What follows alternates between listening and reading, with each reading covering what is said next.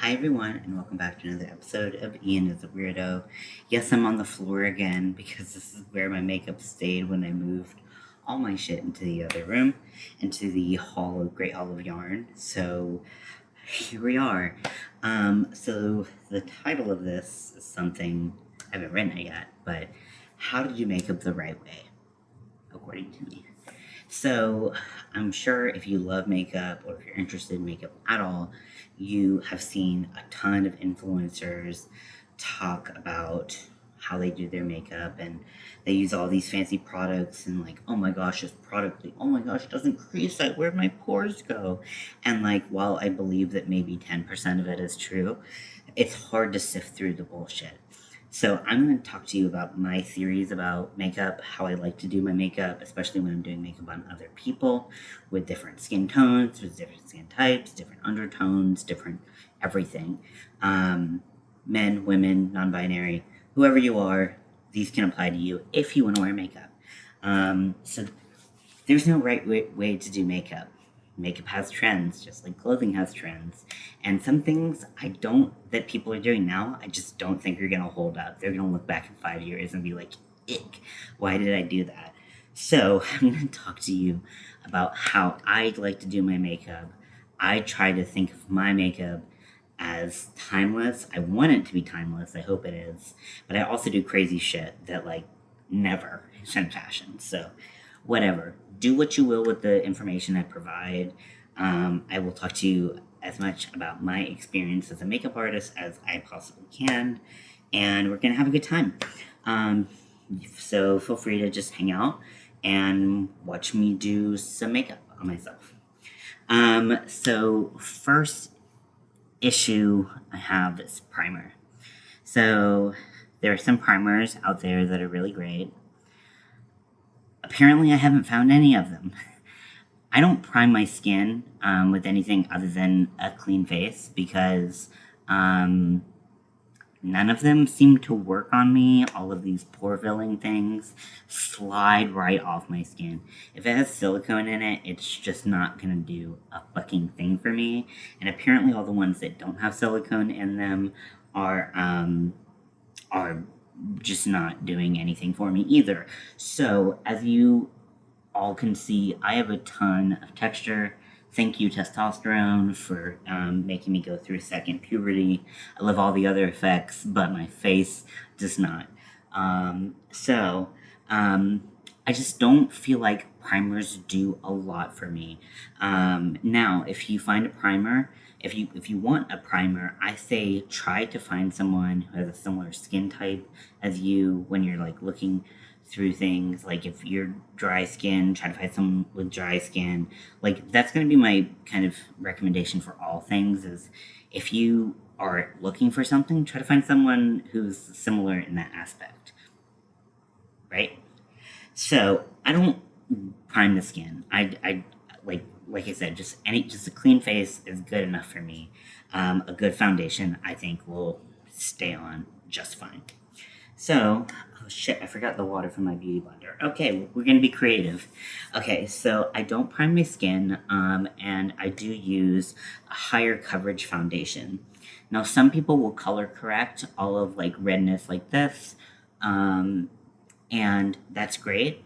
Um, I find that a lot of people are using color corrector and then really high coverage foundation. And I'm like, if the foundation is high coverage, then why do you need a color corrector? Your foundation should cover all of that. So people do a lot of work. Now, there are some things that will peek through. Um, One of the things that comes to mind is beard stubble, or like a 5 o'clock shadow. So a lot of people will color correct in areas where they have stubble, and then put foundation over it. I do think that that is one of the more necessary color corrections, but I believe that in general, a lot of people color correct when they can just, adjust their foundation. Personal thought, but do what you want. Now, when you color correct, you want to use the opposite color of on the color wheel. So if you look at a color wheel, you want to use the opposite color of what you're trying to correct. So red is a primary color. So if you have your color wheel, I wish I had like just a fucking color wheel right here, but I don't, because I don't come prepared. You should expect this from me. But the opposite on the color wheel is between blue and yellow, which is green. So a lot of people will use green color corrector on this. There are a lot of affordable, great color correctors out there on the market. You want to make sure when you use a color corrector that you use something that's pigmented, so that you only have to use a little bit. Because if you put like a fuck ton of green right here, like let's say I just like took this palette, or I took like this water-based makeup and I put just a big green fucking stripe, no foundation's gonna cover that, right? So a little bit goes a long way in color correction. I say like think about what you think you need and cut that in half, and that's probably just the right amount for you. So I'm not going to do any color correction. For me, it's just not worth it. I don't want to like walk out and like my wife be like, you have like green showing through your makeup. That's not what I want. So there are a lot of great foundations at all price ranges.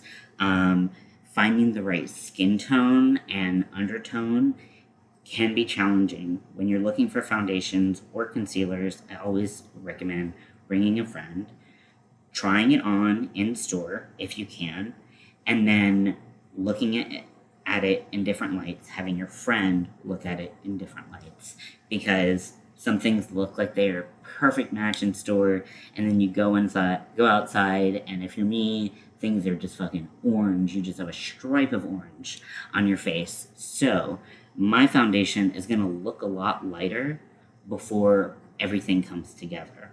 So just a heads up, if you haven't seen me put my foundation on, it's startling.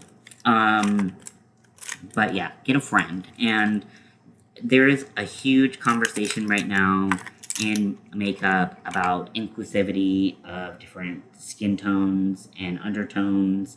And it's super valid because there's so many brands and they carry like 6 fucking shades, and it doesn't help the lightest of light toned skin, and it doesn't help the deepest of deep toned skin. And sometimes it doesn't even help people in the middle. So fuck them all, right? So I could complain all day about fucking the limited capability. A really great line that I think if you want like a medium or full coverage foundation, which I pretty much exclusively wear, because like I said, if I put color corrector and a light coverage foundation on, you would see all the green. So it's kind of like a balancing act, right? So I've got 2 foundations that I like to use. I have the Fenty Beauty one, and this is the original one. I think she came out with, this is the Soft Matte Longwear foundation. It's not my favorite. Gonna be honest. I love Rihanna. I'd do anything for her. She always has a place to sit right on my face. But this one, like the tone's great, but it doesn't sit well on my skin, and it doesn't last on me. Other people love it. So get a lot of opinions. Like I said, when you're trying to find foundations, find people with with the same skin type as you. So if you're oily, or you're combination, or you're dry, or you have texture, all these things, finding people with similar types of skin super helps. But my favorite currently is, and a lot of things make me break out extra. And so I really like the Milani Conceal and Perfect 2-in-1 foundation. They did extend their shade range, so now they actually have a color light enough for me. And I believe they extended it darker, but I have not seen any reviews recently. This is a little bit of an older foundation. It's a couple years old from when it came out. So I haven't seen anyone talk about the depth and how those undertones work, so try as much as you can. So just moisturize, and I like to use a beauty blender. I typically like to use it wet. That's actually how it's made to be used, but because I am forgetful, we're gonna just fucking fake it till we make it today. And I'm gonna get the product on my sponge, and then I kind of spread it around my hands. So see, I pump the product here and I spread it around because I don't want to put like a big blob in one spot and then spread it, because then there's one spot that has like a ton of foundation that I don't need. So see how it looks like you're like, this is not the right color for him. But it is, because like once I turn, and if you look at my neck, it's the same color. Now, a dry sponge won't, and this isn't an actual beauty blender, it's a Morphe sponge, but I've actually never used a beauty blender, and I think these work just fine, so I have no problems. Dry, it's not as effective, but we're just gonna make things work. If you have like red ears or something like that, you can just put a little bit in your ear. You don't need a lot, and it will help bring things back to normal. So you can see that I don't, even though it's a fuller coverage, because it's a fuller coverage foundation, I don't need to pack on like a ton of product. Something that a lot of people don't talk about is this nose crease right here. If you're super prone to creasing, you don't want to put a lot of product in there. Anywhere you crease, don't put a lot of product. You can put a little just to get the color right, but I kind of take like the remnants of the sponge and make sure I really jam it in there, and then between my piercings, just jam it. So you can see I'm already looking a lot more even because it has a fair amount of coverage. A lot of that redness is gone.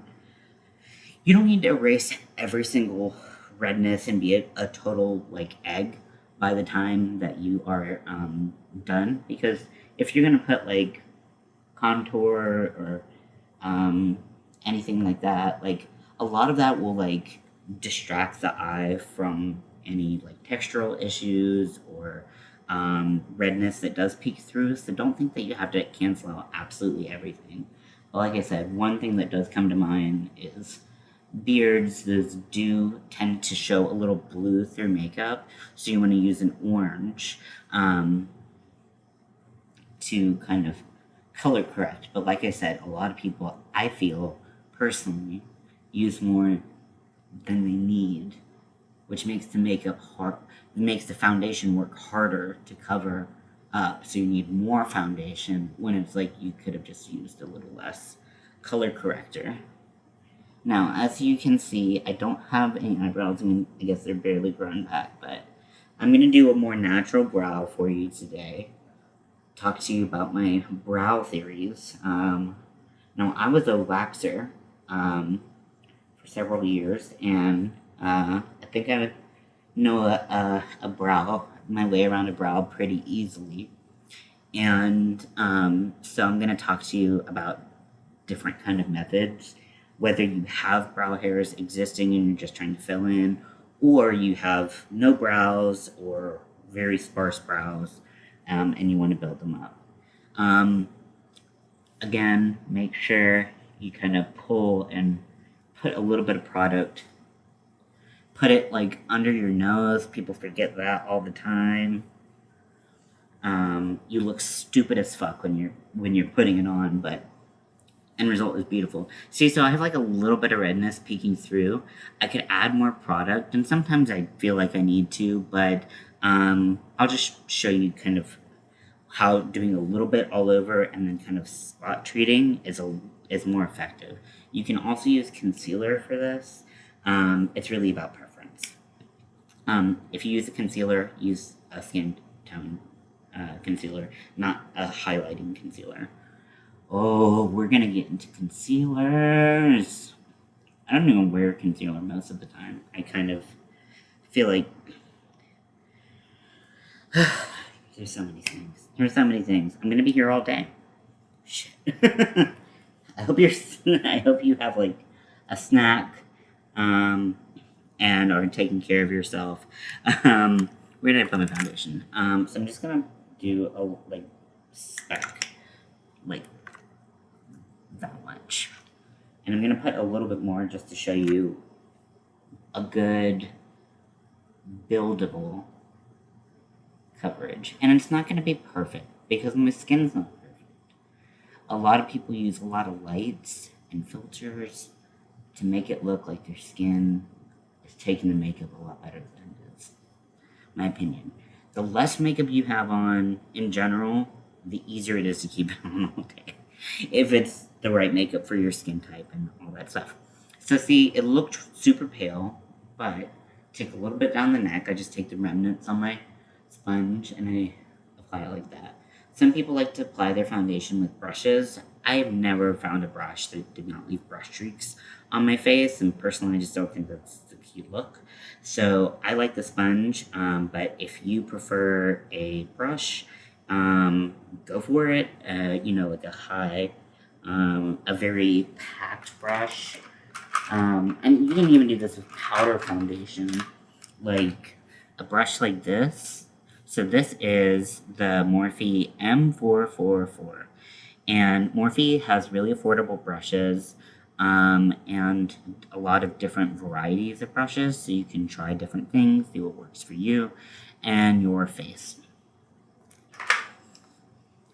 I feel like I'm kind of like mansplaining makeup right now. I'm sorry if I am. That's not my intention. Now, if you crease a lot under your eye, which I don't actually tend to have any problems with that, it's literally everything else on my face, don't put a lot of product there. In fact, try to avoid any spots that you do crease. And we'll talk about that, especially with concealer. But see, it's pretty even, right? Oh, let's just shine. I was like, is it not blended? No, it's just me being shiny as fuck. Okay, so you want to apply all your liquids and creams before you apply a powder layer.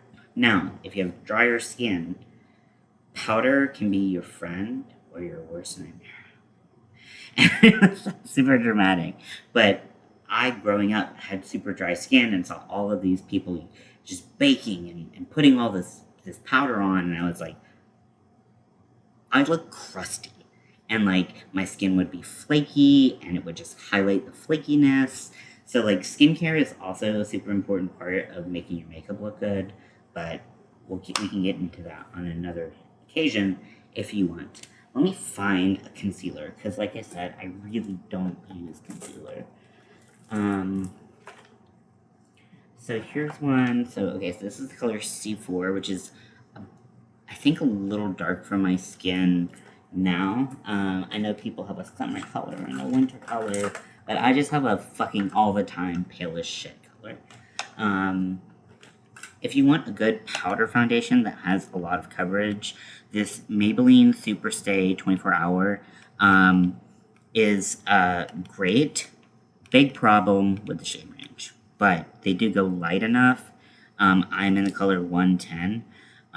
But the dark, it's fucking so stupidly fucking sparse there. Anyways, okay, sorry. I just complain a lot about makeup because makeup has had so long to come so far, and they just keep making fucking highlighters and liquid blushes, and anyways, okay. So here's another concealer.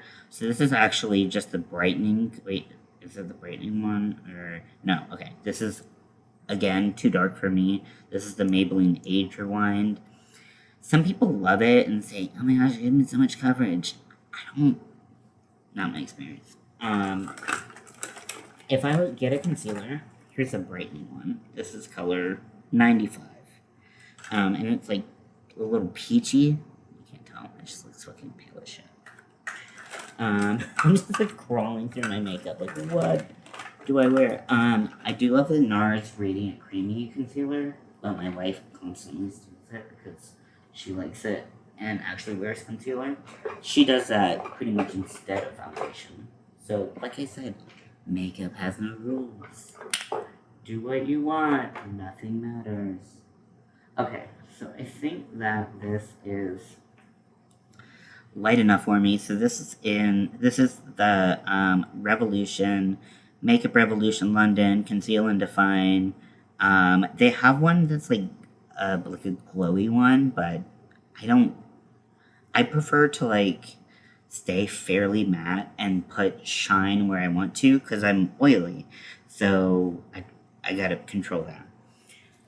So let's talk about concealer theory. So there are color correcting concealers that you can apply below or on top of your foundation. No rules there, just play with it. If you put it on top of your foundation, you're gonna have to cover it with another concealer. So just consider that, unless it's like really thin and it just kind of like 95 is a color correcting and it's really thin, so you don't need to do it like really any color correction, but it's just really thin and to me it seems like a waste of time. If I want concealer, I want coverage, okay? Foundation, medium to full. Concealer, full. So this is really affordable. It's available at Ulta and probably, on the internet somewhere. Now, everyone is applying concealer the same way. Apply concealer where you actually need it. Don't do what blah, blah, blah, blah, blah told you that you have to apply it here and here, because that's not for everybody. Some people have deeper set eyes and they want to bring them out, and they need to put a little bit more concealer under here. Again, being careful not to put too much where you crease. Some people don't need concealer at all. Like I said, I'm getting older. I accept the fact that I have a little bit of baggage under my eyes. I've got baggage everywhere, so at least in my worries. But just do it where you need it. So, if I put concealer here, it just adds to the roundness of my face. Brightening concealer will make everything appear bigger and fuller. So it's great for like deep set eyes and blemishes. Well, actually, no blemishes. You want to use skin color. But if you have a round face like me and you put brightening concealer here, it literally just makes your face bigger. So you don't want to do that. So when you have a round face and you want to kind of bring the focus in, kind of look at where my hands are. So on the outside of my hands, you want to make that darker in general, right? I'm not saying, put 2 black strips or anything like that. But then I want to bring the focus in here. And anything you want to make bigger or more prominent, more noticeable, putting a brightening concealer is good for that. So for me, I have a super small, weirdly small chin. So I will put some there. And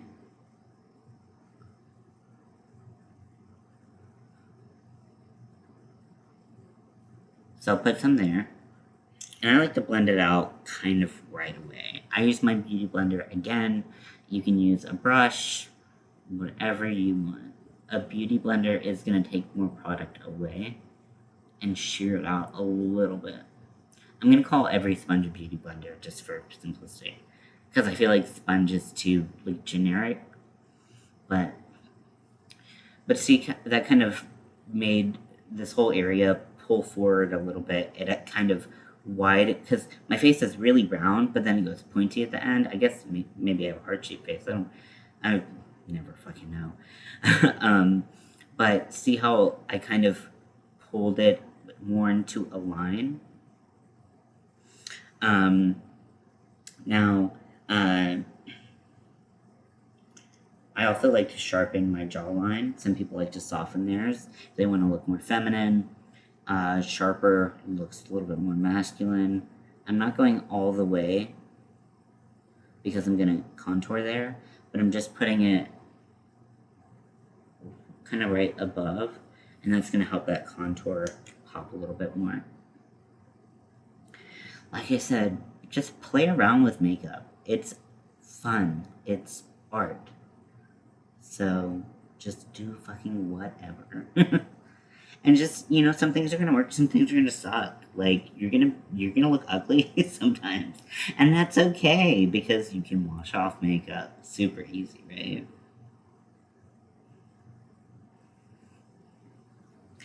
Now, I am going to brighten a little bit under my eyes because my eyes are so small that brightening up around them does help me look like I have bigger eyes. Um, but I'm going to do it in a way that I want to.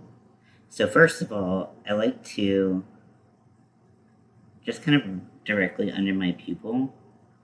And I'm not doing like a big fucking triangle because that would just make my cheeks look extra fucking huge.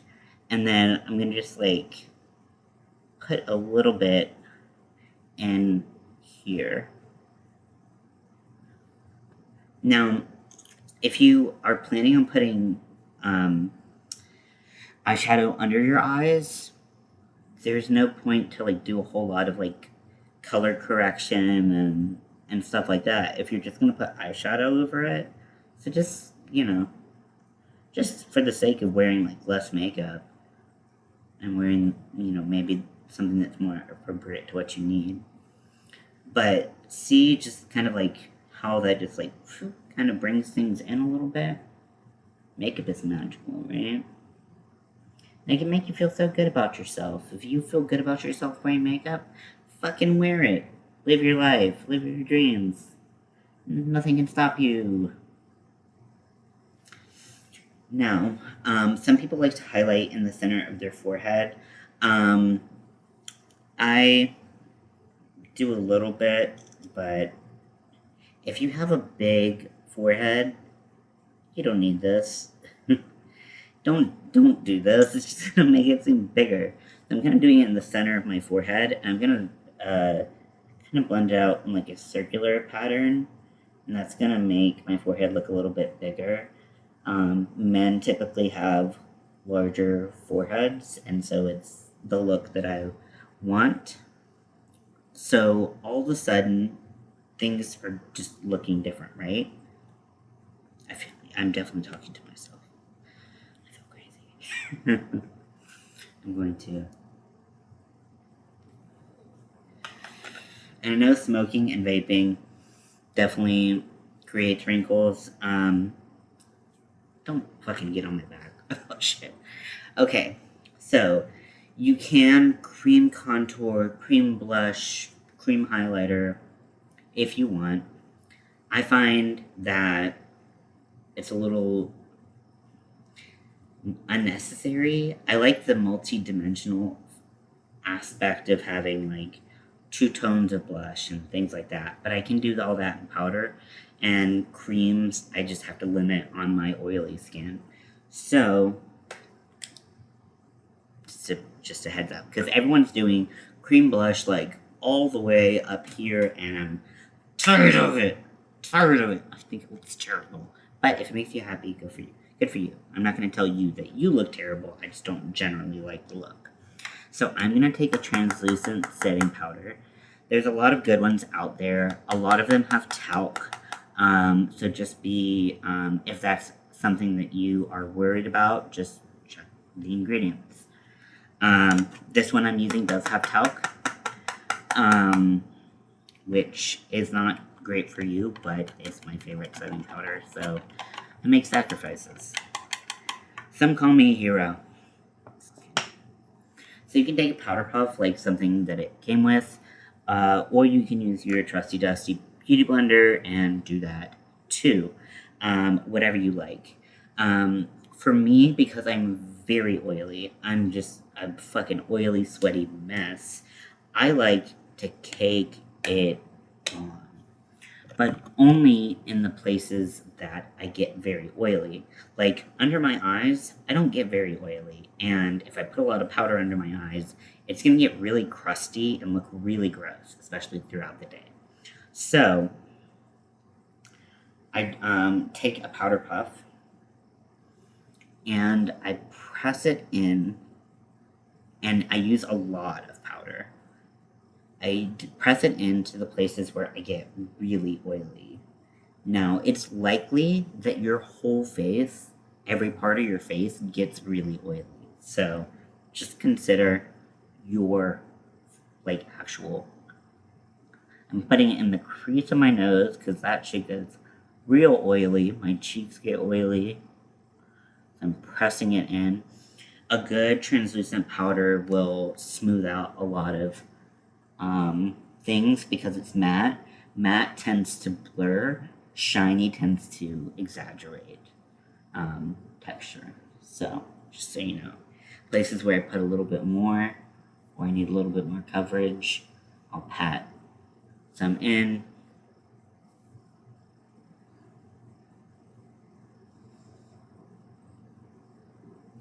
Now, for everything else, I will use just a little bit of powder and I'll just kind of powder that lightly because it does help. But, like, I get really dry on my nose, so I don't put a lot of powder there. And if I do, I wipe it off pretty fast. Things stay on my neck just fine, don't need to powder that. So, make sure you get right in the crease of the nose if you get oily. Now, if you're struggling with like wrinkles and things like that, people tend to have drier skin if their skin is wrinkly. So, again, just powder an appropriate amount. And also make sure that you powder within that wrinkled skin. And I know that sounds weird. Like, you don't need a ton of powder because that's going to be cakey, but just a little bit of powder can keep makeup from like creasing and settling in fine lines and wrinkles. So, mansplaining makeup for everyone to hear. Okay, so I know I say that a lot. I apologize. Any places where I don't get super oily, I kind of get that excess powder off pretty fast. I get a large powder brush. This is a discontinued e.l.f. brush, so I can't tell you where to get it. It came in like a mystery bag or something that I got like 150 years ago. But it's an amazing brush. I fucking love it. I wish they still had it so I could buy like 10 just in case I ever lose this one. I'm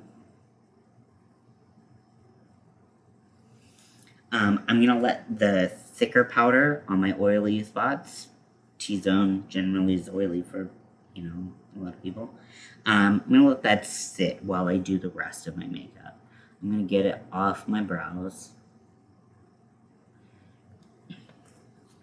And I like to do brows after I do my eyeshadow generally. But because I have no brows, I'm going to give myself a little bit of structure. And I'm going to do brows first. Order doesn't matter for a lot of things, so do what makes you happy. Now, because I don't have brows, I have to be really particular about the products that I do use because a lot of things like don't just stick to bare skin. But I tend to like brow pencils.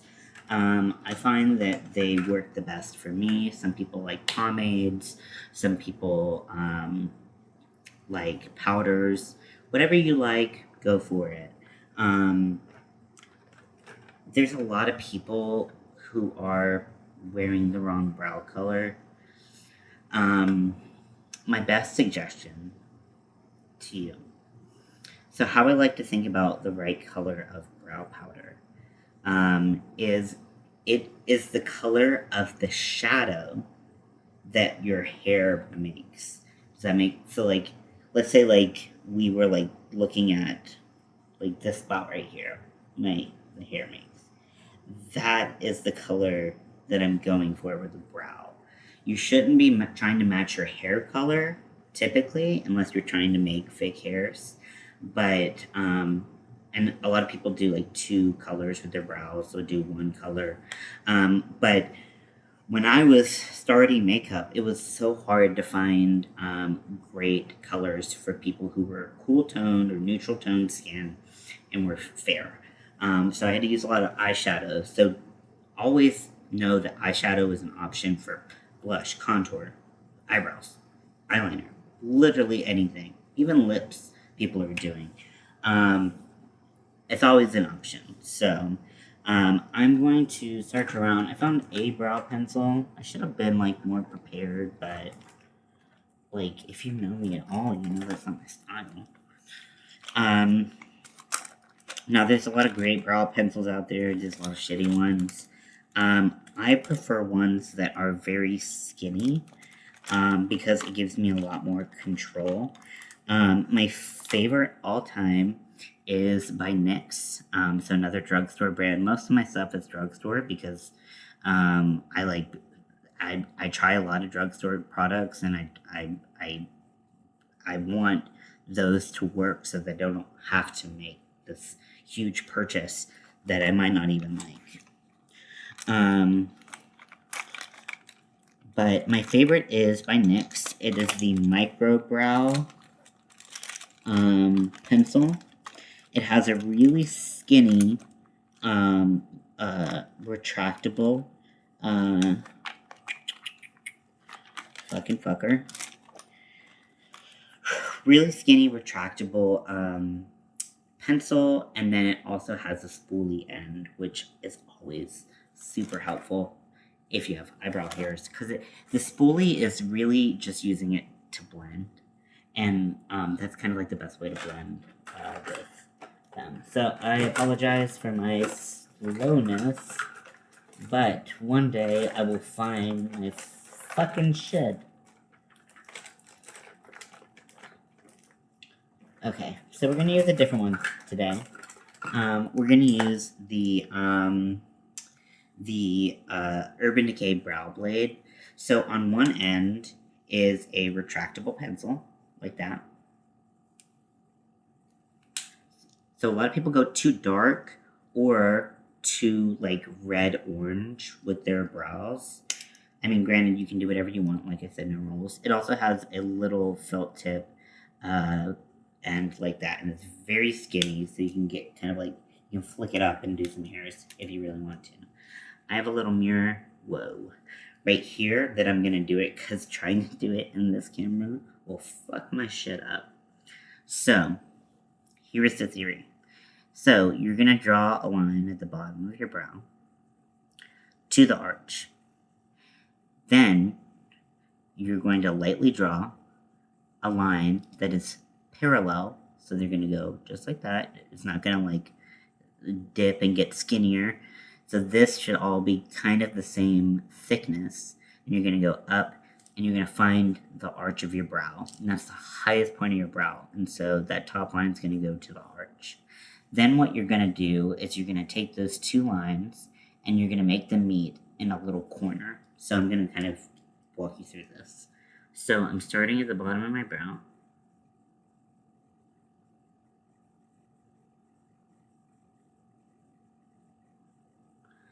And I drew a line. Why is it darker? Sorry about my lights. So I drew a line at the bottom of my brow, and then I'm going to draw a line at the top.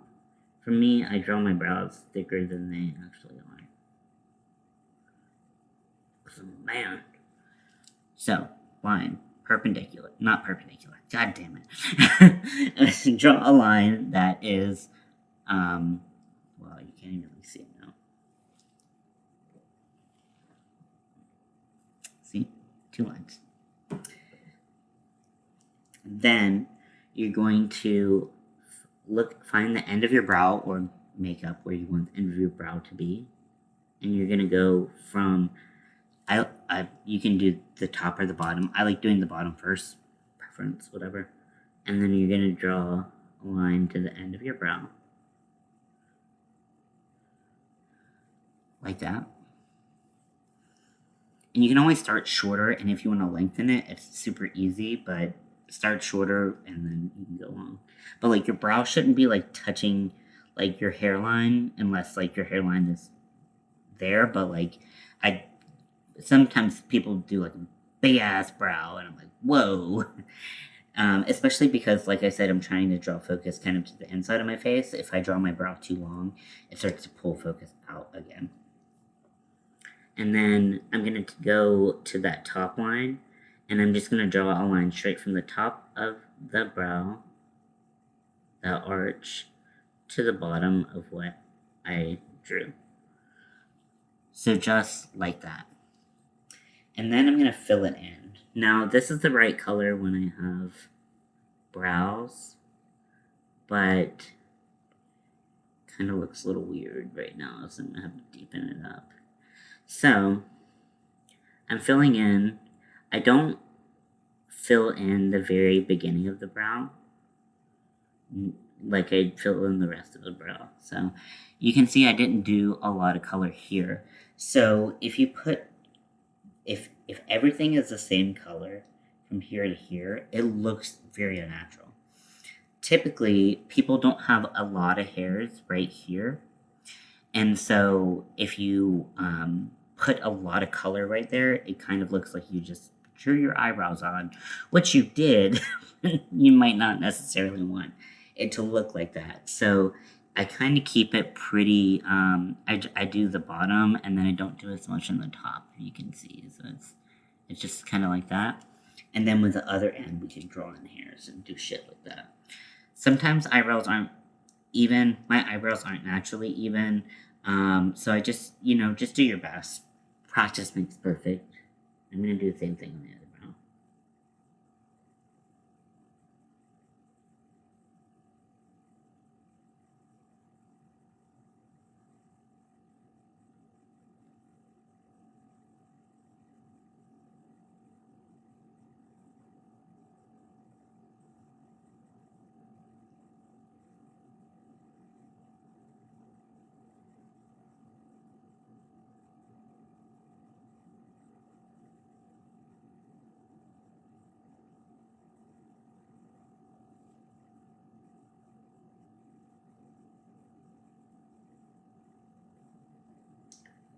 So I think one mistake that a lot of people do is like if they have darker hair or black hair, they think that they need black eyebrows. I rarely find an occasion where like a full black brow is what a natural look is going to look like. Um, so just kind of keep that in mind. Always go like a little bit lighter than you think, and definitely going the shade of your eyebrow hairs is gonna make things look a little bit more like severe and intense. So I'm gonna use this little flicky um, marker, and I'm just gonna like draw some like pretend hairs. And this is really great because it's really fucking thin. Um, I don't think I've ever met a brow marker that I actually liked until this. Because this is so thin. It's not so pigmented that like it like totally overwhelms things. I don't know if that makes any kind of sense. But see how that like defines, look at the difference. And I put it all throughout the brow, just doing little flicky motions, but it just gives a little definition that I think is lovely. I'm sure the like two people that will watch this will be like, this is fucking terrible. So I apologize, but you clicked on it.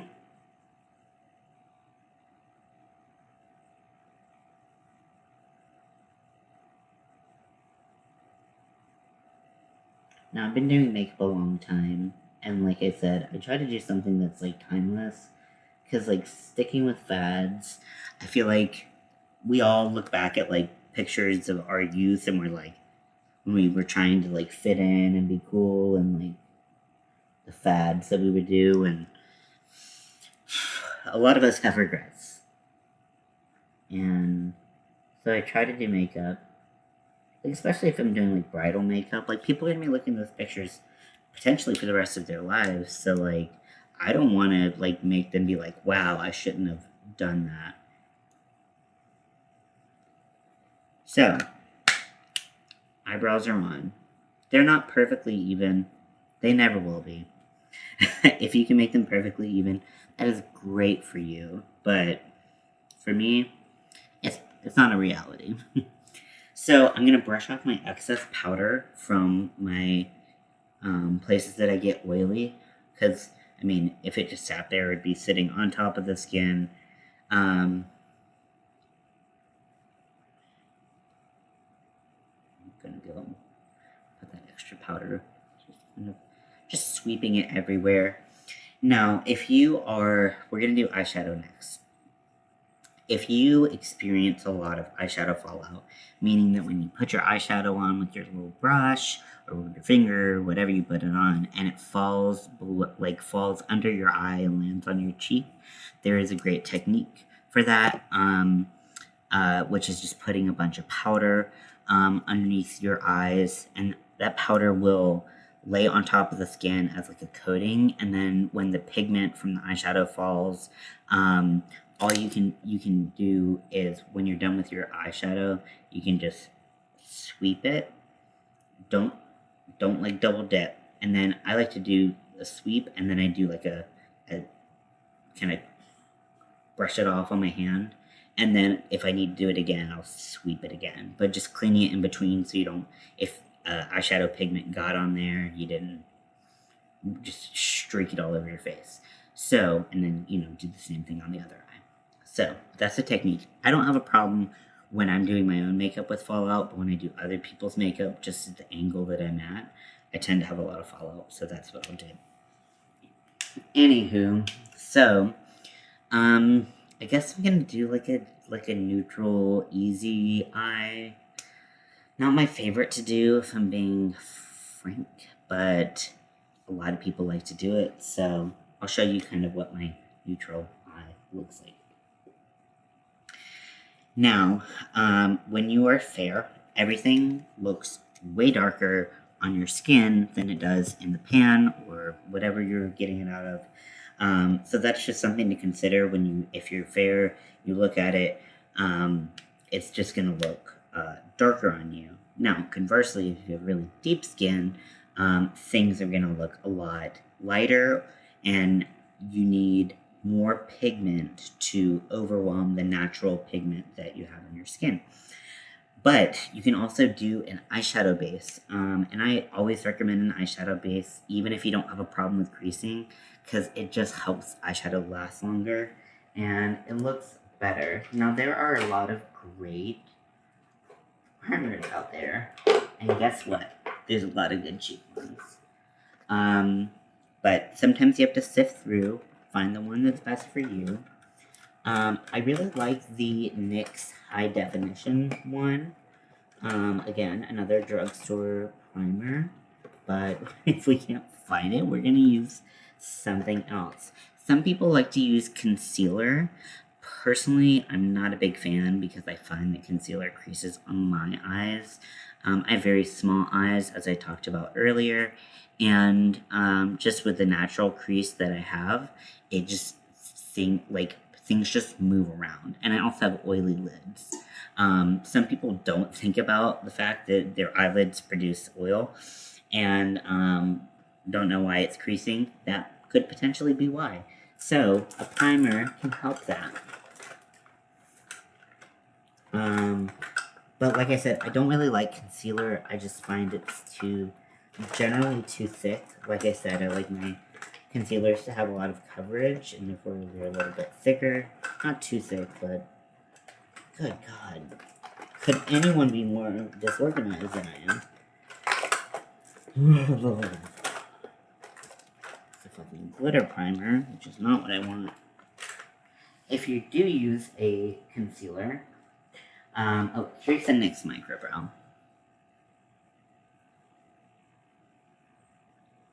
The Micro Brow Pencil. It's fully on one end. It comes with a cap on this end, but I lost it, and then retractable color right there.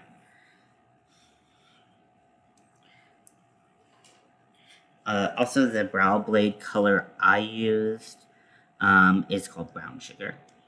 Cute.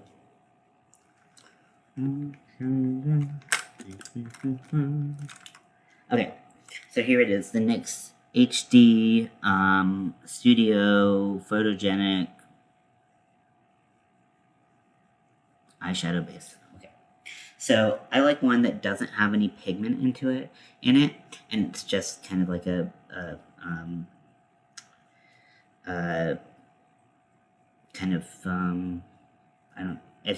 I'll show you. You'll see what it looks like. But if you have a deeper complexion and you want your eyeshadows to really pop, then having something with pigment is going to help your eyeshadow pop more on your deeper skin tone. Because, like I said, you need a really pigmented eyeshadow to overcome the natural melanin that your body produces if you're a deeper skin tone. So just play around, figure out what works for you. You don't need to go stark white necessarily to have all your things show up. So this is what it looks like. Comes in a little doe foot. I actually like to do it on the back of my hand. You don't need a lot, so I will probably use less than that. And it is really, really, really thin. Everywhere you're going to put eyeshadow on the top of your eye, you can put this. I find that I don't have a problem with eyeshadow moving under my eye unless my eyes decide to like water or something. It's so thin, and I apply a really thin layer. If you are prone to creasing, make sure that you apply a really thin layer.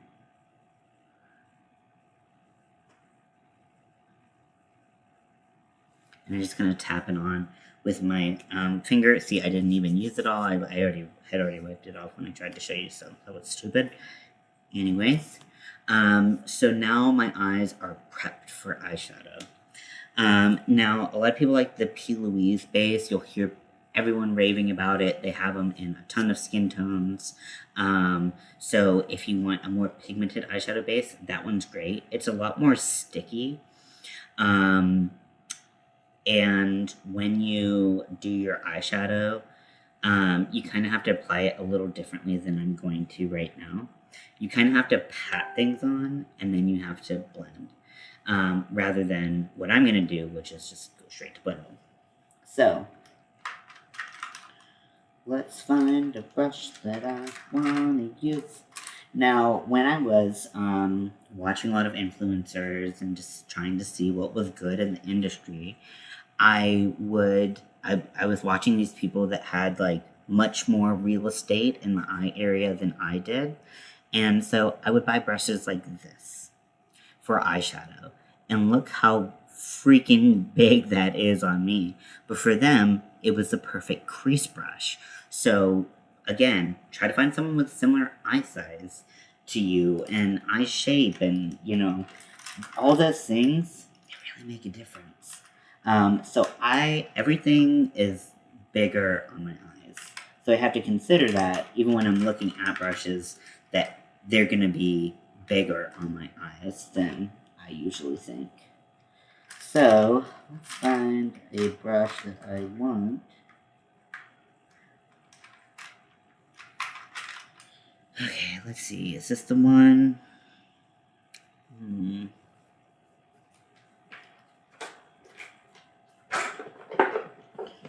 me use my brush cleaner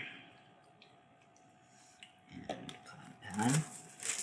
I know this is a super long video, and I know I'm long-winded, so if you don't like it, I understand. But I know a lot of people, everyone's just trying to figure out what works best for them. And as someone who loves makeup, loves supporting people who wear makeup that makes them feel beautiful or spooky or whatever you want to feel like, I just like to give my tips and tricks. Like I said, you can do whatever you want with them. But for me, makeup is like almost like a science and an art mixed together. Because there's a lot to think about if you really want to think about it. And I do. So, there you go. There's so much pink. The pink that I use was so pigmented. Get the pink off the brush. Whatever I put on, I bet it's going to pull pink. Okay, let's just keep on spraying, because this is the perfect brush, but... Actually, that's good too, but it has color on it. God damn it. Sorry. One day, I will clean all my brushes again. You should be cleaning your brushes. If you use your brushes every day, you should be cleaning them like at least once a week.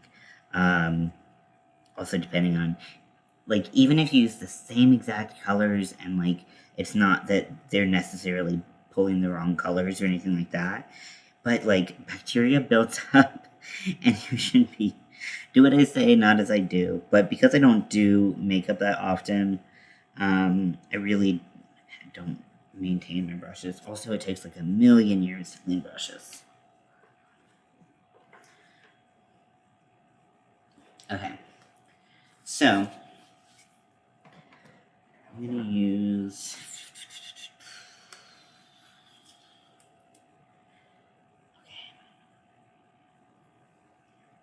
I'll use this. You can't see, but it's gonna cover up my screen. I'm gonna turn this on again. And so I'm using the Morphe Dare to Create palette. I don't even know if they make this anymore, but there's a fucking ton of palettes that Morphe makes. Now, these are showing up a lot lighter than they are, but I'm going to use this color in my crease, and it's going to look a lot darker. I promise you. And you're going to be like, whoa, oh shit, I just put my fingernail in one of the greens. Okay, that's cool. Bad. Okay. So I'm just gonna get some powder on my brush. I gently tap in. You don't need to sweep and swirl and all this stuff generally for most products. If there's a product that you wanna like pack on, like let's say you have a really bright color, then like yeah, you'll get more product on your brush. But if you want it to be like a nice transition shade or something like that, less product on your brush is better. You can always build it up. So I put my powder on my brush. I'm going to tap it off with my hand. Please do not blow on your brushes. There's bacteria in your mouth. There's moisture in your mouth. Putting that on the brush and then putting it on your eye. Can you see the problem here? So please don't do that. I've seen practicing makeup artists do that. And I'm like, no. So don't do that. So I'm going to start. For me, where my eyelid naturally creases, I'll move my thing down so I can see. So where my eye naturally creases, if I put a lot of color there, it closes off a lot of my eye. So like, see how like little space I have to work with? My eyes are so small, and people think that I have like a fucking ton of room. It's all an optical illusion. So what I do is I actually go a little bit higher than my natural crease, and I'm going to start gently blending this transition color. And I like to make sure that I have space between my brow and that transition color. Because some people take it all the way up into the brow, and I think that just kind of muddies up all that space, and it actually makes it look like you have smaller eyes, if that makes sense. So let's just do it in dry. So I'm going to start on the outside. That's generally where you want things to be a little bit darker. I'm going to use circular motions, and I'm just going to gently blend that color in. I'm not going to go all the way like in here because I don't want to. And then I'm just going to keep on blending. See how there's still space between these two? Even though I'm going to blend it out more, I still want to create that space because that's really important when you have small eyes.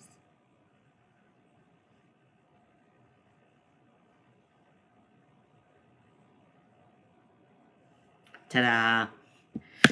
So, now I like dimension in my makeup. I'm gonna go and do the other eye. You can tap it with your finger, you can pat it on your hand, whatever you want to do. Pat it on your house, I don't give a shit.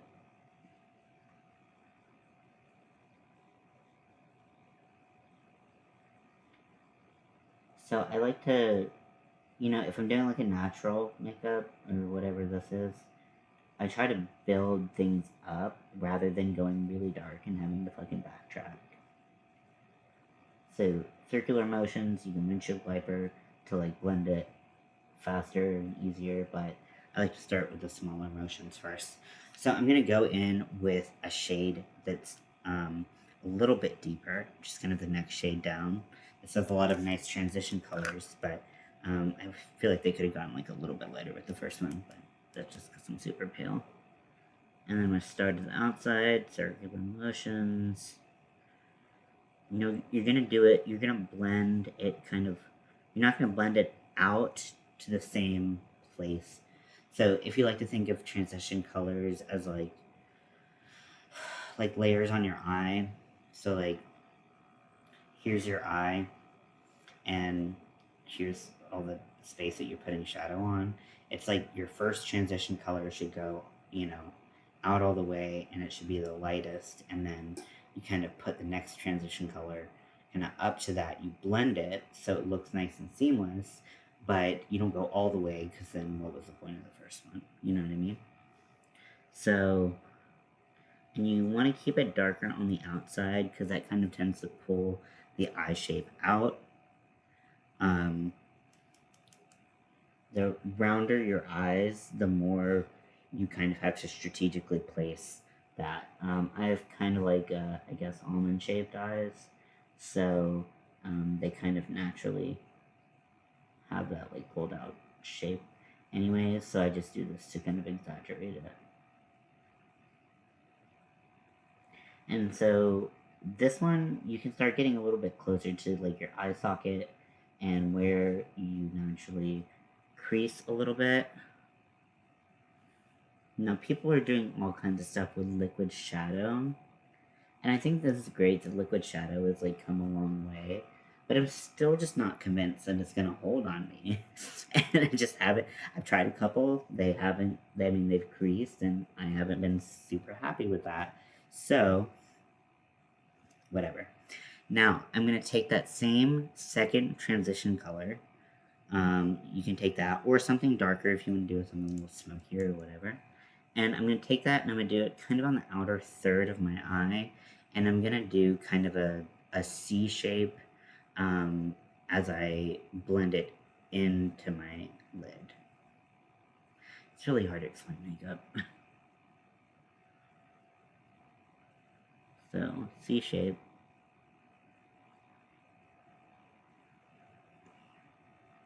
It's going to bring that darker color in a little bit more. And then I'm taking my brush with just kind of remnants, and I'm creating a little bit of kind of like the base of what will be my wing. Now, not everyone likes a wing liner. Some people are intimidated by it. Some people don't like it the way it makes their eye shape look. It's totally up to you. But for me personally, if I don't have eyeliner on, I don't feel like the look is complete. Again, just that's personal preference. Do what makes you happy. So, now I have it on my lid. Now, a lot of people like to use shimmery shades here. I am one of those people. I just find that it really, like I said, highlights and shimmers will make things look bigger. So it kind of makes that eye space look bigger. Now, this palette doesn't have a color that I want, but I don't really want that one either. Sorry, gotta look. Yeah. So, this is a Lizzie McGuire palette by ColourPop, right? Is it ColourPop?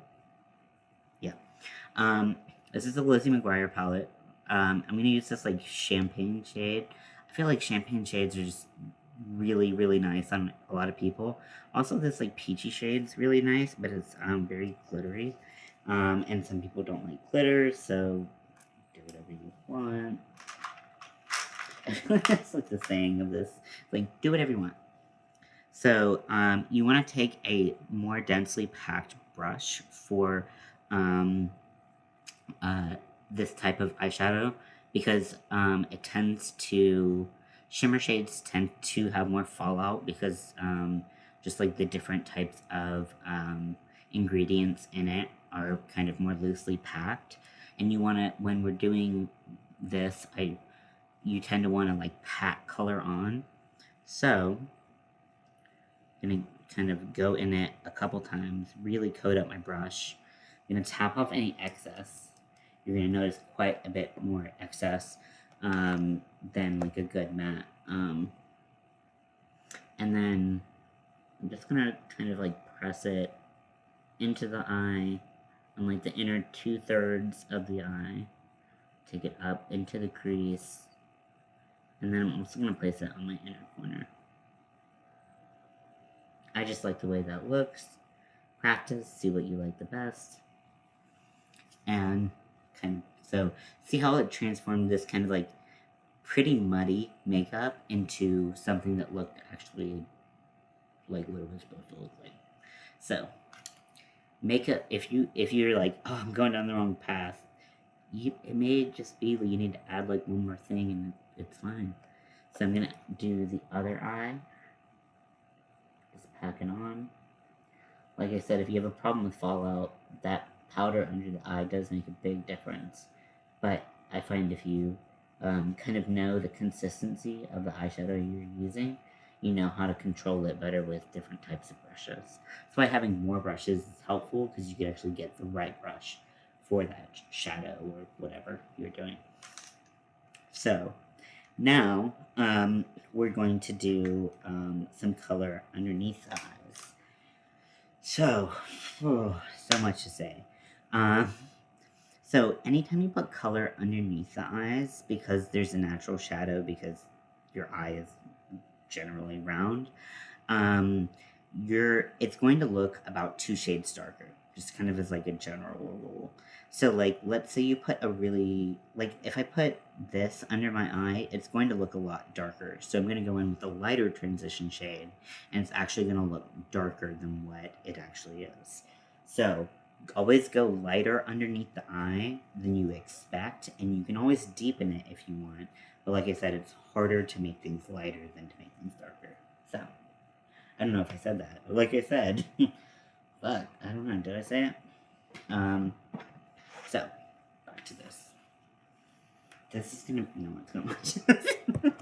I'm doing all this, like, and explaining this. But I love makeup. I love makeup so much. And it makes me so happy when other people find joy in makeup, because it's just, you know, I think that it's such a great form of expression, you know, and anyone can wear makeup. It's not limited to anybody, so why not? Okay, so brushes under the eye. Start with things that are very small. So like this brush is very small, just kind of, that's my hand for size reference. I'm not trying to beauty guru you, although that does help the camera focus. That's why they do it. They don't do it just because they want to. So I'm going to take the lighter color, and I'm going to put it underneath my eye, just a little bit. Start with a little bit, because like it's really easy, especially if you have like a slightly bigger brush, to go fucking ham on it. So look at, well, I know I didn't put a lot, but like, see how it looks really dark? It looks as dark as the darker transition shade. I used the lighter shade, like it looks darker. So consider that as you put colors underneath your eye.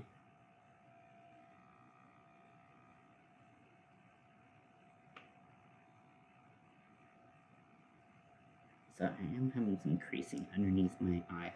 So if you notice that, what you can do is you can take a concealer brush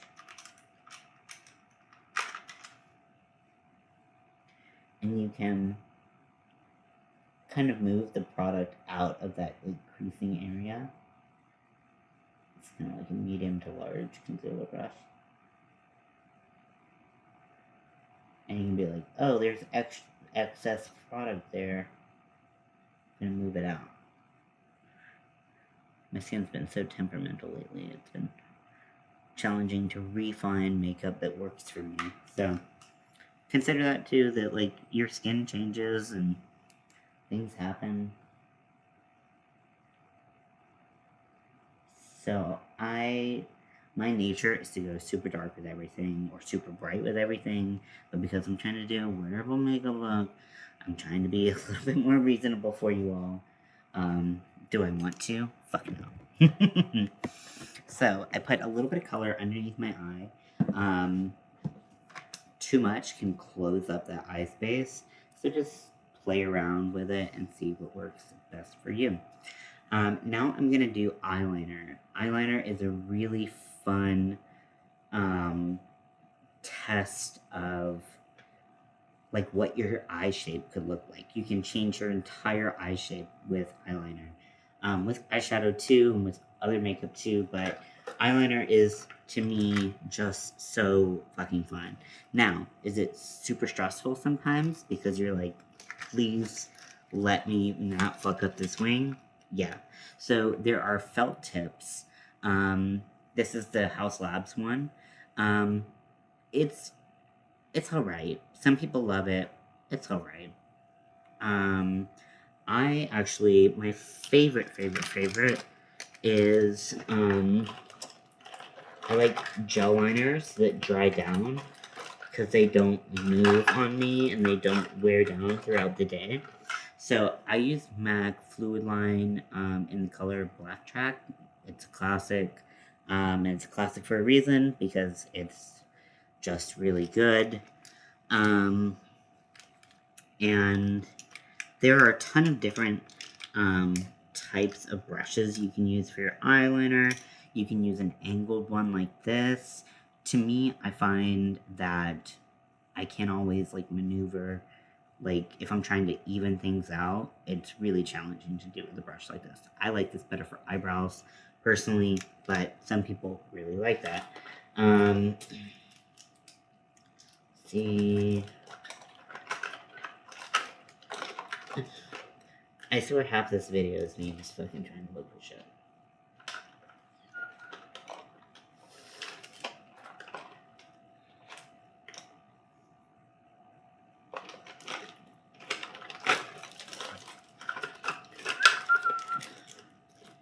I will find you, and I will kill you. Wait, no. Where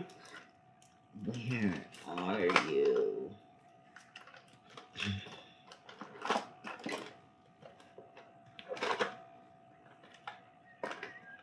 Seriously, where the fuck is that?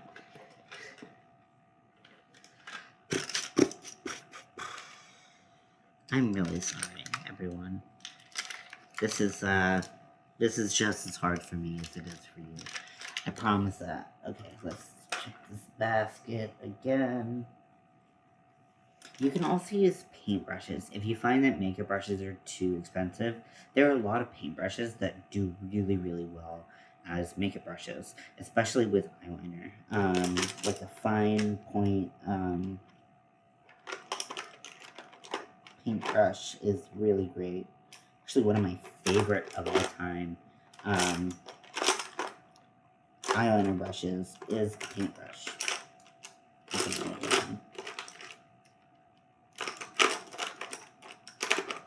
If you stick your tongue out, things work better. Okay, so this is actually, so this looks really scary if you've never seen something like this.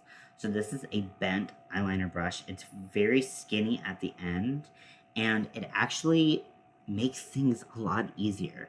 Now, when you first look at it and you first try it, you're like, the fuck? But if you have trouble with eyeliner, try giving this a shot. So this is the Morphe M217.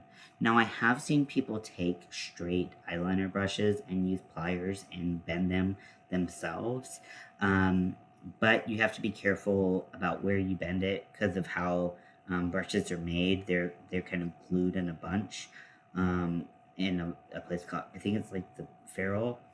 And if you pinch that and you break it, you start breaking the glue, and you'll fuck up the brush eventually. Anyhow, like I said, I have way too much to talk about with makeup. I fucking love makeup. Makes me so happy.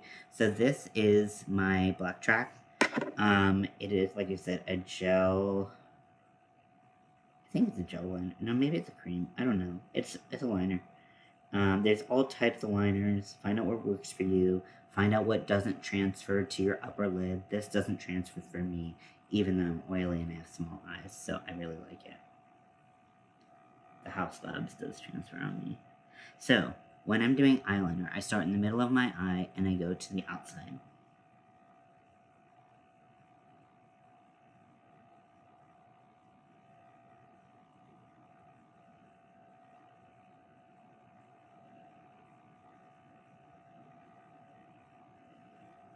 So, just like that.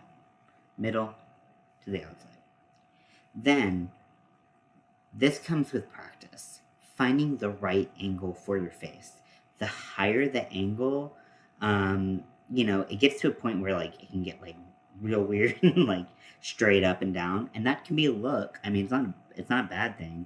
Or if you go straight out, I find that if it's straight out, I don't find it as flattering to most eyes. So I like to put a little angle to it, and I have had practice finding that spot for me. But when I do other people's makeup, so I started the outer corner, and I kind of do a flick up. You can always go less far than you think you need to go. So this is kind of where I went with mine. If you built your whole wing and then you want to go further, super easy to do. If you built your wing far and you went too far, hard to back off. So again, everything in moderation. Now, what I do is I load up my brush, but then I use the side of the container to kind of flatten the brush out.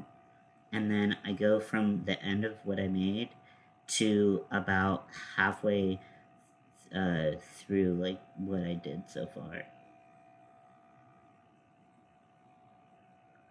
Now, if you have hooded eyes, there are so many tutorials on how to do that. And then I'm just going to fill this in.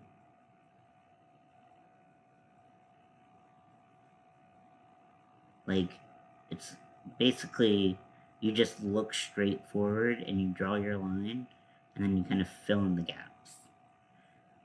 But that's all I'll say, because, I mean, I can do it, and I can explain it, but it's just easier to have someone who has hooded eyes show you that. So that's where my wing is right now.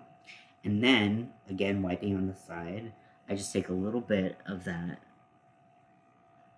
color, and I gently take that in. Because when you have small eyes,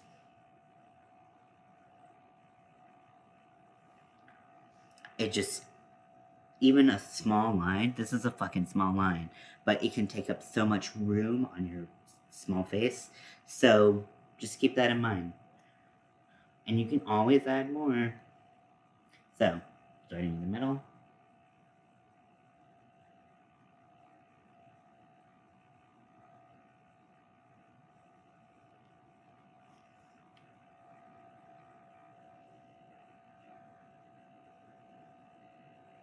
Doing the flick.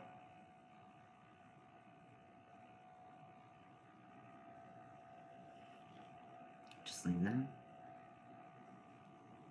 There's nothing then, isn't it? See, this is why you start small, because, like, if you make a mistake on one side, you gotta fucking do a whole bunch of shit to fix it.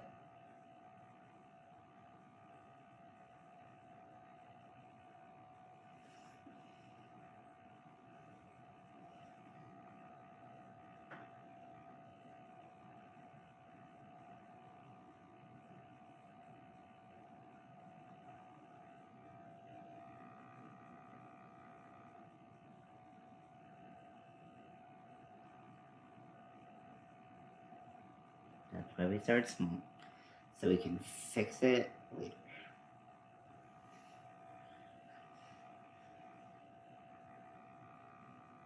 Now, you don't need to do a wing. You don't even have to do eyeliner. Just do what makes you happy.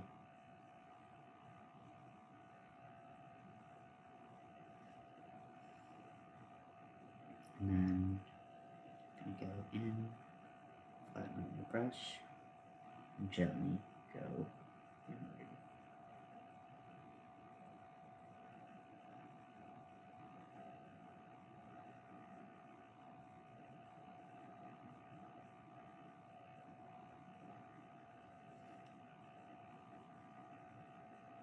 Now, if you wanted to smoke it out, you could put black shadow over it and kind of gently blend. That's a great look. Love that.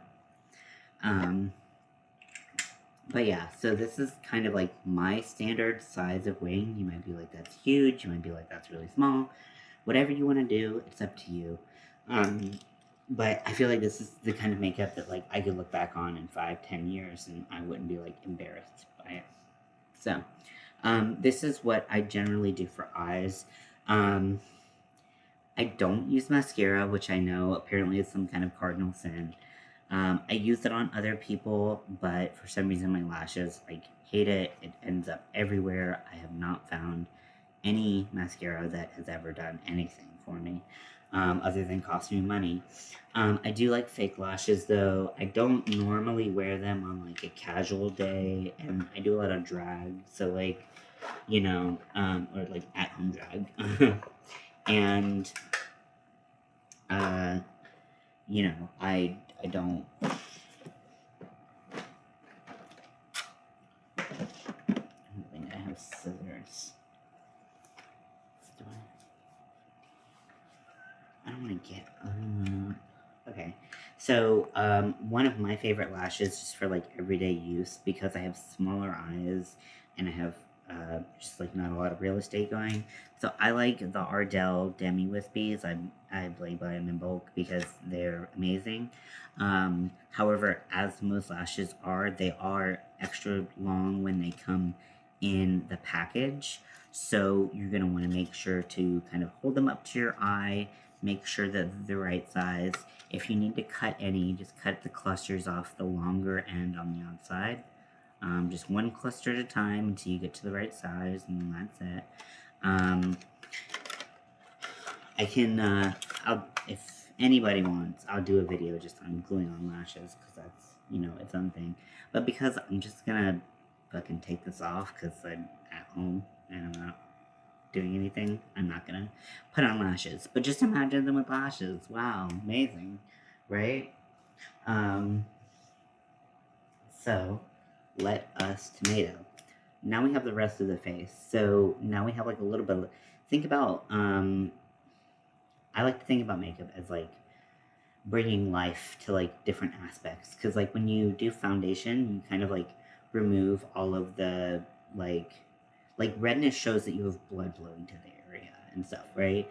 And so like when you remove all of that other color underneath your foundation, you're just kind of end up as like you're like a wall. And so now you have to kind of like recreate the human face on your face.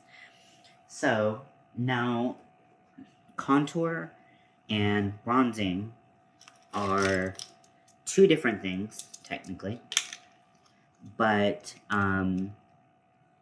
but the fad of the day is to use just bronzer, which is fine.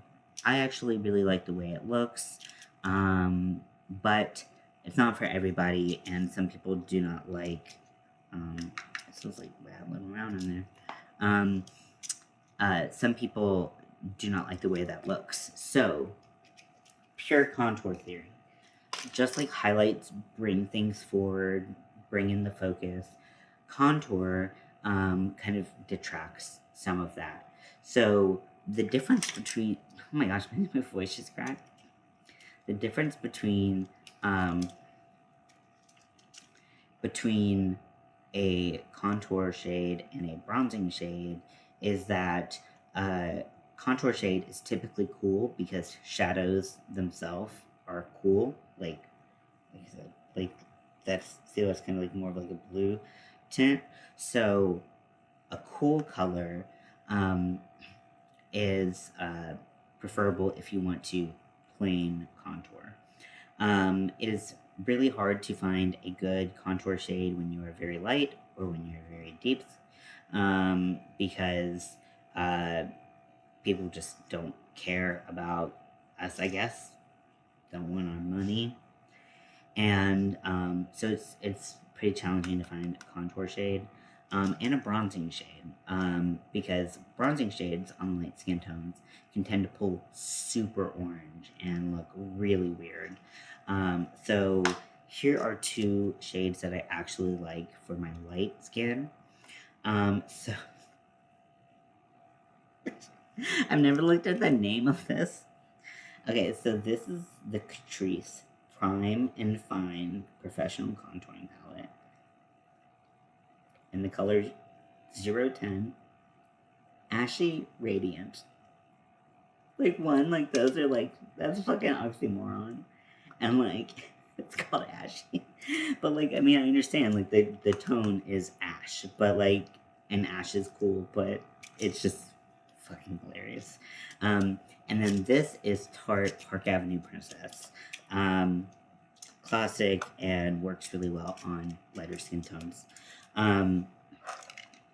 So,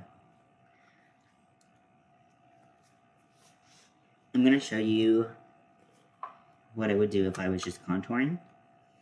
And then, like, I like doing both generally, but when I'm kind of like rushed for time, if I'm just kind of cheating kind of through steps, I'll just bronze. So I really like this tapered brush. I find it's really good because I can, even though it's smaller than I see a lot of people use, this is the Morphe M448. It's really good if I want to get like precision, especially like with my jawline. I like to get a lot of precision there. But you can also really fluff things out if you want. So, a good contour powder is not super pigmented, in my opinion. It is buildable, but too much contour and it just looks, everything that you try to make look natural all of a sudden looks fake. So I'm just gonna like gently like dab the sides of my brush with it, and I'm gonna tap off any excess. And so when I contour, if you imagined where I would put contour, a lot of people say, you know, like where like the hollow of your cheek is, but because my cheek is so big, the hollow of my cheek is actually down here, and that does not look good on me. It just makes my cheeks look rounder and huge and big, and I don't like that. So I actually contour higher. So I go about half an inch, I don't know, centimeter, whatever, higher, and I just gently start to put that color there. And if you're like, wow, that really doesn't look like anything's there, that's the point. It's supposed to look natural. But you can always add more. I mean, you can even see the difference. I mean, I can see the difference in just kind of my profile view with just using that very light amount. So you can just repeat until you're happy with the level of contour there. And I also like to put it in the temples, just because I feel like the color just presents that way, like on a natural face with like natural color coming through. It doesn't have makeup on. So with any contour or bronzing shade, no matter whether you're trying to make your forehead look smaller or you're just trying to maintain, because my forehead's already small, not trying to make it look smaller, so I don't bring my contour and bronzing way down. I just put it gently kind of in my hairline, and I find that that makes the color look a lot more natural. Even if you were doing like blue skin and you were contouring with a dark blue, bringing that around instead of just having like a blue streak really makes it look a lot more realistic, if you know what I mean. So just gently bring that around here. I just use circular motions because I don't want a bunch of harsh lines. For me, as someone who likes to appear more masculine, I like to sharpen up some features. So I'm going to contour in places that you might not contour if you're trying to look more feminine. Whatever you want to do is fine. So I like to make, because I have such a soft jawline, like it's an understatement, and I had already highlighted there, I like to take the tip and just kind of make an L, like right angle, just right there. Bless you. No. you can see part of the mirror, but I think it's kind of aimed up at the ceiling.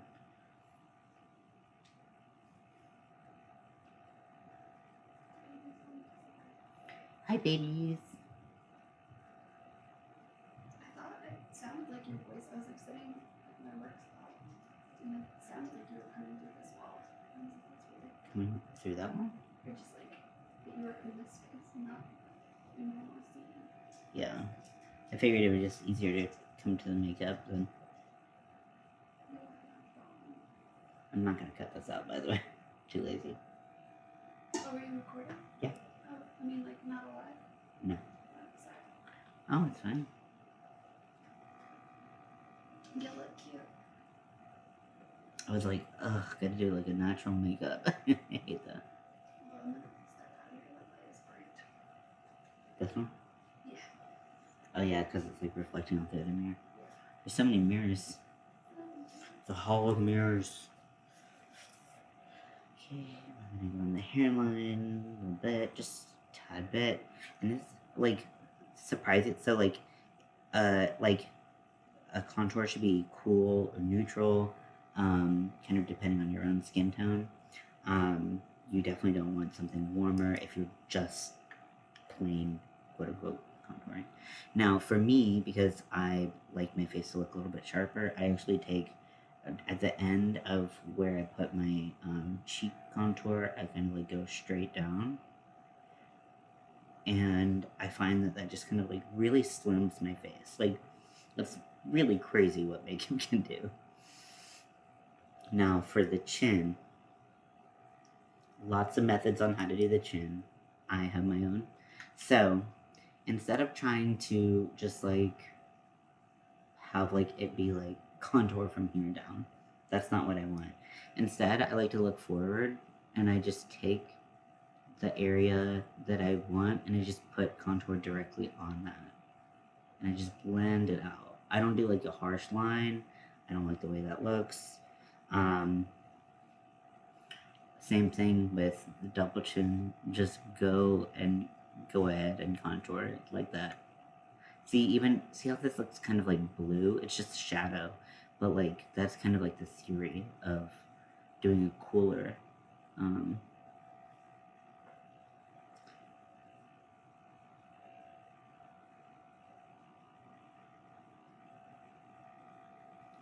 cooler color.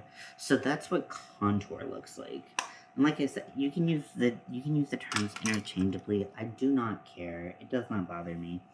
But I'm going to show you kind of the difference once I add bronzer. Now, when I started doing makeup, bronzer was used in places where you normally get sun.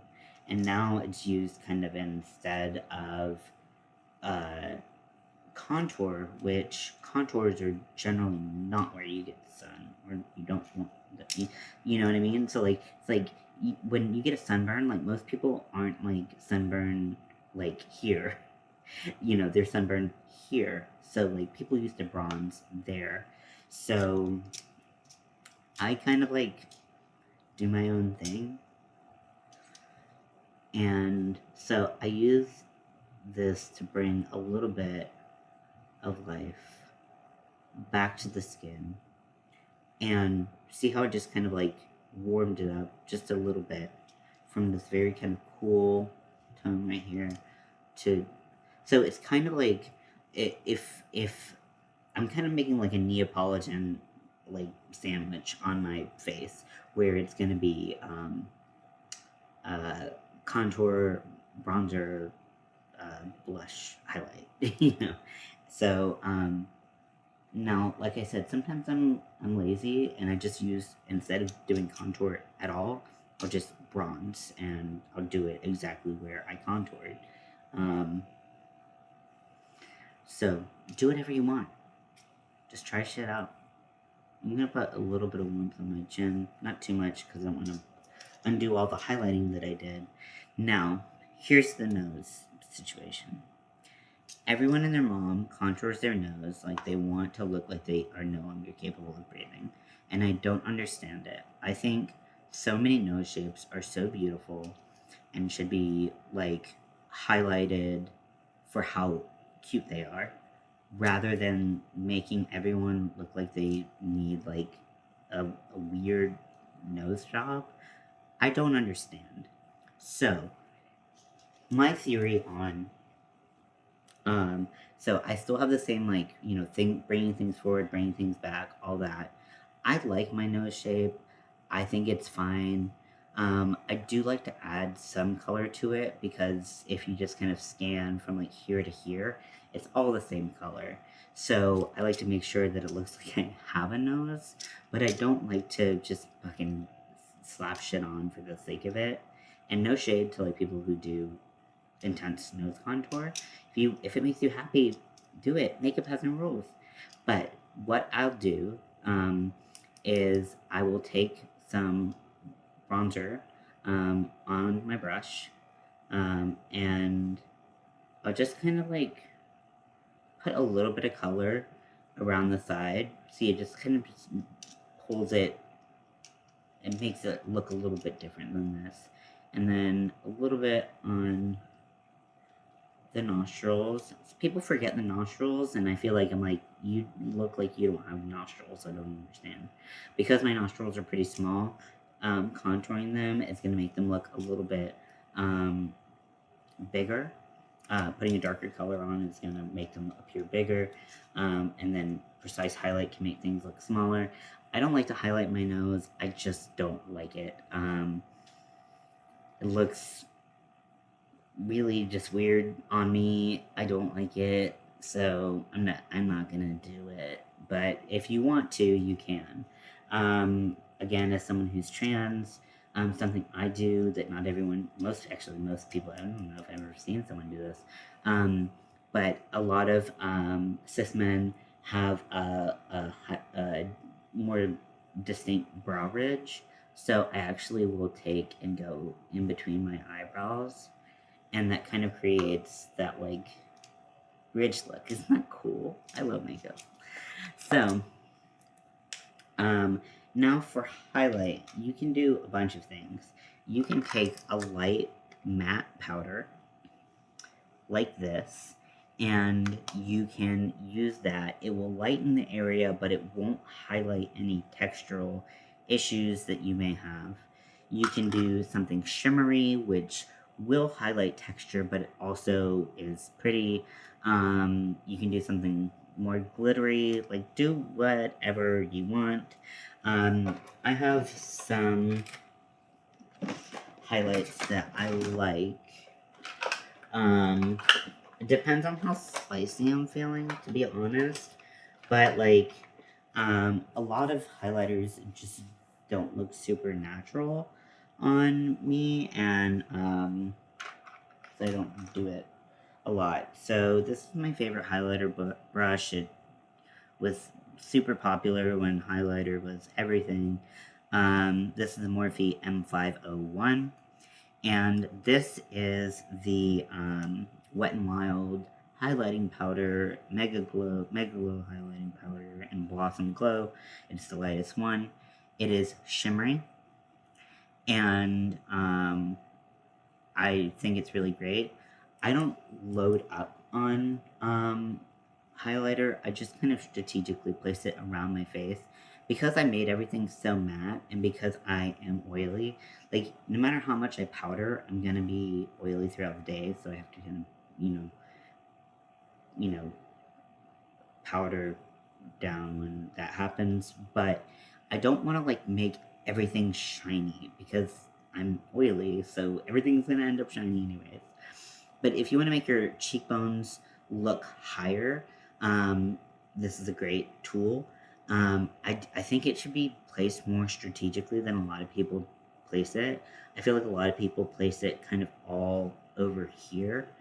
But if I put it right here, if I turn forward, see how that's weird? Like, this is the fullness of my cheek. It just makes my cheek look bigger. Like I said, that's what I'm trying to do. So, I instead apply it a little bit more strategically. And also, I don't apply it here because remember I said I want this part of my face to be darker so that it looks more recessed, and then it makes my face look skinnier. Skinny. So I just kind of apply it in this general area. If, I blend it out, you don't want to just have like unblended highlight or unblended anything. Maybe you do, I don't know in your life, but like, you can see I already have like a natural highlight there, so it doesn't do a ton, but in person, you can see it, but it doesn't look like this. Like, this looks to me like one of the most like skin like highlighters. It doesn't have any like sparkles in it. Now everyone and their mom is into like this like weird exclamation point nose. Not weird, but just like, I don't know. It's just not a perfect fit for everyone, and everyone's using it. So I just kind of, I'm not a huge fan. For me, I just like, I put like a little bit on my nose, and I actually kind of spread it out a lot more than a lot of people because I have a really skinny nose, and I want to look like I have a larger nose. Most men have larger noses, and so I actually kind of spread it out so that my bridge looks a little bit thicker. Just a little bit. Not a huge change. I'm not going for crazy anything. Now, here's a pet peeve of mine. So I have a piercing here, so I got shit to work around. Gotta wipe the makeup off. But there are a lot of people who will pack on the brush. That's fine. And like I said, this is like, if you want to do this, this is fine. But like, I don't like the look of it personally. So they'll go and they'll give themselves a little highlighter mustache. I hate it. So what I actually like to do, and this isn't a great brush to do it with, and I have a piercing, so it's going to be harder to see. But if I didn't have my piercing, you would be able to see that. I believe it's called, this is called the philtrum. I'm not quite sure. But so you have two raised parts right here over your lip. Most people do. I mean, everybody's different. But you have two raised lines right here, and then you have a divot underneath. The fuller your lips are, the deeper that looks. So if you just wipe it off on everything, it reduces that fullness look.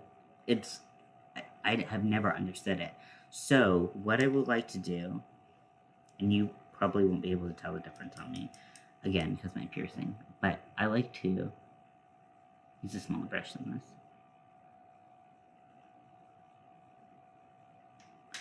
Just highlight those high points, and that is enough. You don't need to like,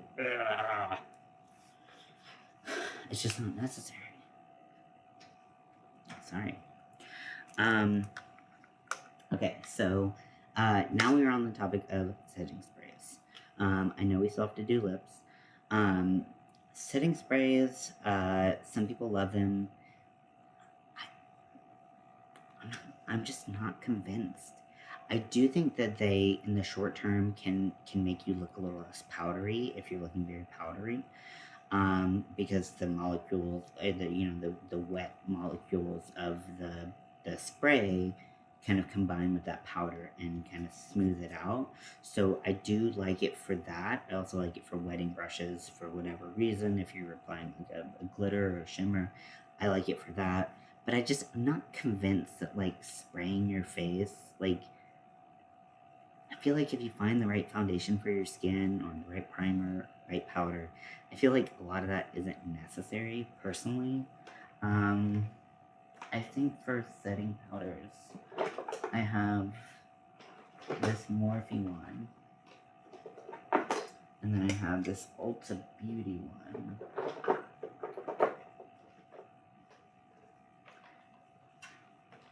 And my wife uses Urban Decay All Nighter and swears by it. I don't get it. So this Ulta Wannabe Active one, I liked it because it had sunscreen in it, but it, I don't really like it at all. But I like that it has sunscreen, so like, has a little SPF protection, so like this is better than nothing. And then this is a continuous spray. It's basically hairspray for your face without being hairspray. And this is the Morphe continuous setting mist. So I'm gonna spray, but don't feel like you need this. If things stay on just fine, then you don't need it. If you need a little boost, then maybe give it a try. This is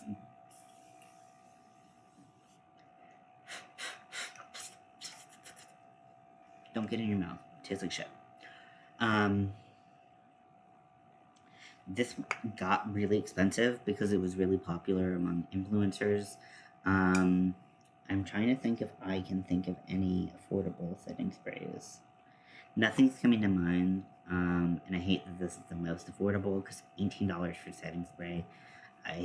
Morphe started as like a super affordable brand, and they've raised their prices as it got popular, and it just kind of sucks to see. But if you know of any, actually, I've heard the Milani. I think it's called Make It Last. I've heard the Milani Make It Last is pretty good, but it's like really tiny. So, but at least you could try it and see if it's what you want. Now, for lips, a very, very popular thing to do right now is to use a darker liner. It's a very 90s look, right? To use a darker, so this is chocolate brown liner. This is Luxe Liner in Cola by Juvia's Place. And then to use a lighter lipstick in the center and do like an ombre lip. For me, I'll always love this look because I love the 90s. I'm a 90s baby. But I just like, it just doesn't, I just don't feel like it's like every look's lip. You know what I mean? Like, I feel like, I like to be a little bit more spicy with my lips. Like, you can do this and you can literally do any color. You can do blue lips and it would still look cool. And I usually like to use black lip. I almost exclusively use black or dark liquid lipsticks. But I think that if you wanted to try something similar to what's popular, but something that, like I said, is a little bit more timeless, you can use a lip liner like this. Man, I feel like and come on, lipstick, crusty with powder. Sorry, gross.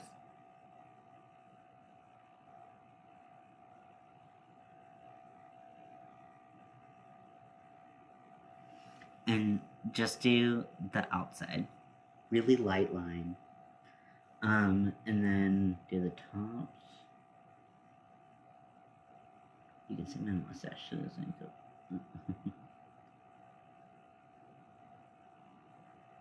And then you want to line the top lip. So line it like that. Leave that open. And then, especially if you have smaller lips like me, if you have big lips and you want to make them look a little bit smaller, then you can kind of do it all the way around. And then what I'm going to do is I'm going to put brown kind of on the sides, but I'm going to just put a little bit. I'm not going to go full on like a lot of people are doing right now. I feel like I'm talking like a lot of shit, but like that's not my intention. It's just that like I see so many videos and like I feel like everyone's kind of looking the same. And when that happens, I'm just kind of like, this is going to pass and everyone's going to be like, on to the next fad. And just like, I feel like I don't want my makeup to ever, I don't want to look back and have my makeup be like, not what I wanted. Oh, I didn't put blush on.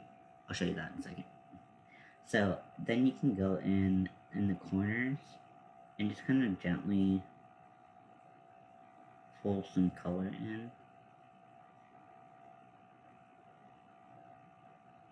Just like a little bit. And that may even look like a lot, but like I said, I have small lips, so everything looks like a lot. I have a lot of small features and a lot of big features. So, then this is the Selena lipstick from MAC, and it's the color, is it a Viva Glam lipstick? I don't know. But it's freaking beautiful. If you wonder how I do lipstick with a piercing, just go around it. It's easy. So this is a nude for me. This might not be the right nude for everybody, but finding the right color. Like I said, finding people who look like you really helps finding the right color. Because I was like, for so long, I felt like everyone was so much more tan than me, and it was really hard to distinguish like what was like a good look for me. So see, I put the liner on. It did deepen the color a little bit, but I don't have this like um, really thick line around it. And I feel like I could look back and be like, that was a good lip, but it's not like crazy. It's weird using lipstick. I don't. All my lipstick is liquid lipstick right now. So ideally, you would have put on blush before you set your makeup, but I don't. I didn't remember because I don't always wear blush. So a lot of people are doing a lot of like really pink blush. And if it looks good on you, that's great. But for me, I have a more yellow complexion, and pink blush just I it's really hard to make it look good on me. Especially like a really pigmented, like bright pink. It's just not for me. I do more non-traditional colors when it comes to blush, but specifically more towards like the orange family and coral family. That tends to work the best for me. And I find that this is really flattering to like a lot of skin tones, but like I just kind of don't really like how. Oh, I hate this blush. I don't really like how people are doing blush these days because like it's like this big and like it makes your cheeks look huge, and like maybe that's what you want and that's fine, but like I don't want that, so like I'm never gonna apply blush like that. So if you hire me, I mean, if you pay me, I can do whatever you want. But let's see, is this the right one? Is this the right one? Yes. Okay. So I don't think these are sold anymore. This is the Anastasia Blush Trio, in the color Peachy Love. It's got, I can't quite like fully tilt it up to you because like some of them are like falling out, but see how it's like all peachy, like different shades of peach. And I like that a lot better. Okay, so there's a lot of different blush brushes you can use. This isn't my favorite one. It used to be my favorite. I used to also use this to contour, but this is the MAC fucking something. It's MAC brush. So I'm gonna take the lighter color first, just like dangling on there. And so my theory about blush is it should be where your face would change color if you naturally blushed. Like, does that make sense? Like, when I blush, I'm not red here, you know? But I also, like, I don't like this. I don't like that. So I kind of, like, put it off to the side a little bit. And then I'll put a little color there, but it's not the main focus of the color. How fucking pigmented this shit is. Oh, I look so girly. Ew! Gross. Ugh. Okay. So.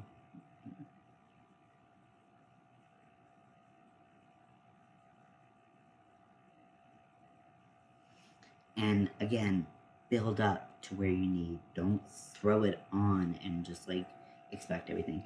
So see how like it's concentrated here and then it just blends out and then it doesn't go all the way up there. So I still have it did pull some fullness back into my cheeks, but it didn't undo everything I did. So there we go. So this is the final look. And it works for me. But like I said, like you can put lashes on, you can do mascara, you can do more dramatic lips or more dramatic eye color, brows, whatever the fuck you want. Makeup has no rules. When you watch someone else do their makeup, be like, oh, that's cool, and maybe I'll take this piece of that from there. But you don't have to look like everyone else. Enhance your natural features that you want to. You can take away any features that you don't like as much.